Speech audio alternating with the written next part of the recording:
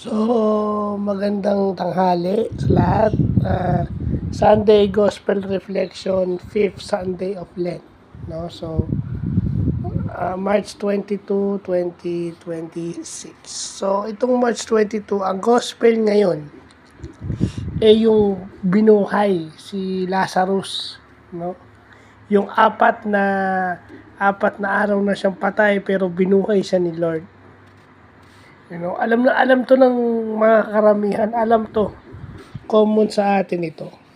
Pero kagaya nga ng sinasabi ni Father Joel Gatos, marami sa atin ang physically alive, physically healthy, pero patay yung kaluluwa. Yung iba nga sa atin, nagsisimba pa, pero patay yung kanyang kaluluwa. Ibig sabihin ng patay yung kaluluwa, walang peace yung kanyang kaluluwa. Stressful, no? Maraming pumapasok na hindi maganda sa kanyang pag-iisip. No? Yung hanggang sa compounded na sa isip niya yung kanyang mga problema.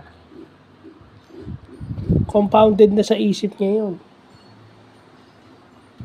So, yung iba, kaya nagdarasal at kaya nagsisimba is, para mabawasan, Kaya ka nga nagdarasal at nagsisimba para ikaw kabayan ng Diyos Espiritu Santo na ituro, na pakinggan mo yung kanyang sasabihin sa iyo na tama.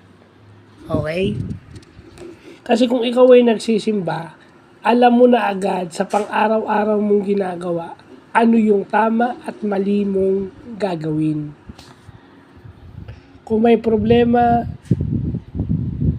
ang hiling mo lang, gabayan ka ng Diyos sa gagawin mo. Gabayan ka at magbigay siya o ipadala niya yung taong tutulong sa iyo dahil hindi mo na makakayanin solving yung mga problema. So yun, 'di ba?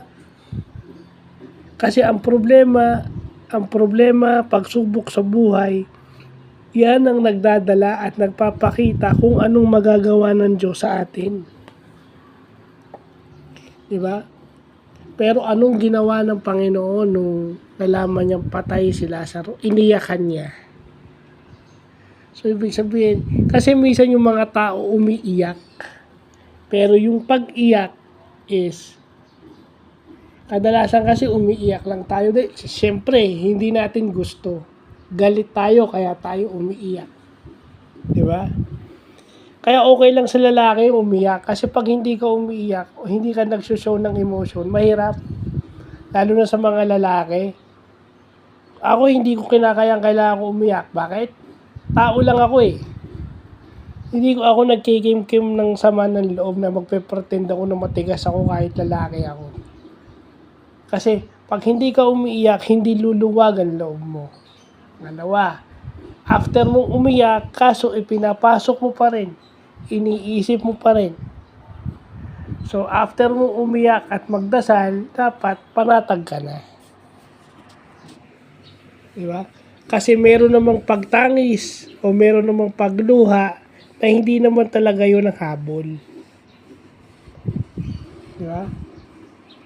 Umiiyak ka lang para magreklamo, imbis na magdasal. Diba? Nagkapatong-patong, yun na yun eh. Kasi lagi nyong sasabihin na magulo utak nyo. Unang-una, kung kayo ay nagdadasal, hindi dahilan na magulo utak nyo. Yun. Hindi dahilan na magulong utak nyo, marami kayong iniisip if your prayer life is good. So, kasi yung pag-iyak at pagdarasal, parang kagaya ni Lord, di ba? Nagdasal siya dun sa taas. Sabi niya, para po makita nyo, para po makita nila na isinugo nyo ako. Tsaka niya sinabing, Lazaro, lumabas ka. So yung pag-iyak and yung pagdarasal, magkapatid yan.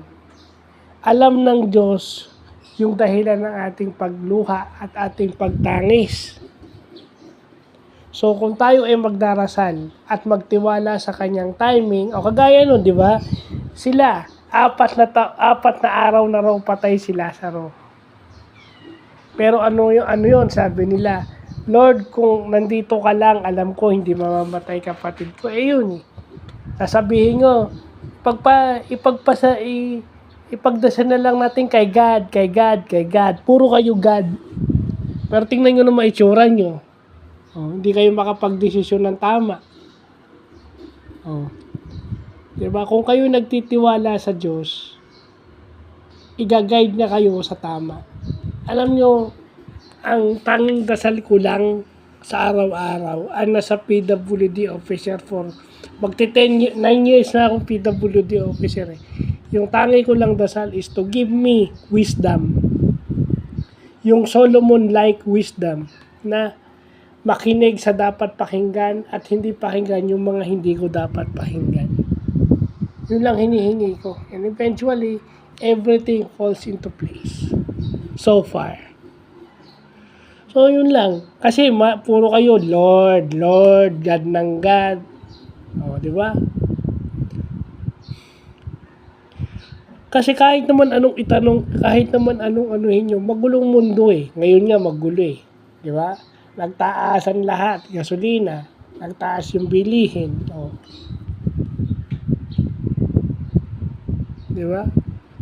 Hindi naman lahat ng tao maaawa sa atin. Yun. Di ba?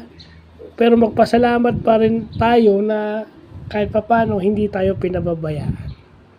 So, yun lang po.